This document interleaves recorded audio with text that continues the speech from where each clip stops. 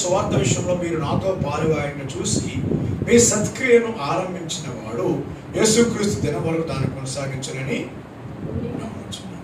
ప్రార్థిస్తున్నాను. ప్రార్థన చేసేటప్పుడు ప్రతి ఒక్కరు ఇతరుల గురించి వందనాలు చెల్లించగలిగి ఉండాలి. కొన్నిసార్లు లేదా మనం ప్రార్థన చేయగానే ప్రభువా ఆడు తప్పులే గుర్తొస్తా ఉంటాయండి. ప్రభా వాడు అట్ట చేస్తున్నాడు, ప్రభా వాడు ఇట్ట చేస్తున్నాడు, ప్రభా వాడు చాలా మంచోడు, ప్రభా ఆయన బట్టి నీకు వందనాలని చెప్పగలుగుతున్నావా? ఒకసారి మోకాళ్ళ మీదకి వెళ్ళినప్పుడు నీ కొడుకే కానీ కూతురే కానీ ఇంకెవరో కానీ ఒక సంఘంలో సభ్యుడి గురించి కానీ నీకు ఊరికే ప్రార్థన చేయబుద్ధి అవుతుందా? స్తుతి చేయబుద్ధి అవుతుందా?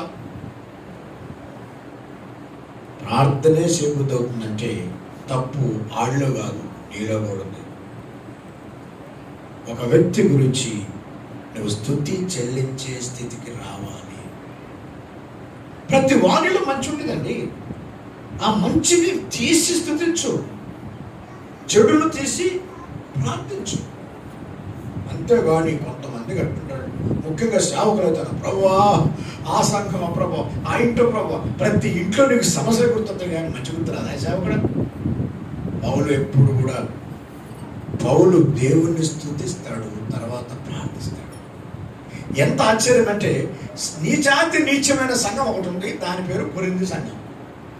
సంఘాలన్నింటిలో నీచాతి నీచమైన సంఘం కొరింథీ సంఘం. వాళ్ళ గురించి కూడా స్తుతించాడండి ఈయన. గుర్తుపెట్టుకోండి, వార ప్రార్థనలో కానీ, నీ కుటుంబ ప్రార్థనలో కానీ, నీ వ్యక్తిగత ప్రార్థనలో కానీ ఇతరుల గురించి స్తుతి తగ్గుతుందంటే ఏదో తప్పు జరుగుతుంది. స్తుతించాడు కాబట్టి మొదటిది క్రీస్తే నా ఆరంభం అనేది కన్నా